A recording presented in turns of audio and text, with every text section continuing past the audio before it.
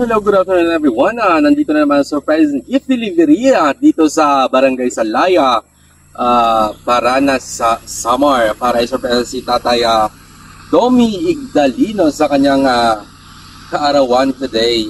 So ayun, maraming salamat po kay Sir Bob for this surprise gift delivery for being a part of your father's birthday celebration surprise. Wow. So ayun guys, nandito yung inclusion ng package natin.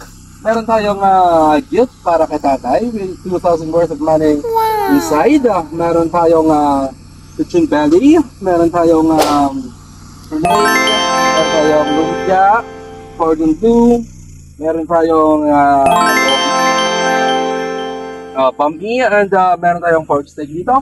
Tapos ang team green tayo ngayon para kay tatay. At ang team na green din kasi po si tatay ay isang magiging nating kukuhain na baker. So ayun maraming salamat po patuloy pa rin natin suportahan ang surprise and gift delivery at sa mga nais mo pabook sa kanilang mga mahal sa buhay dito sa Pilipinas.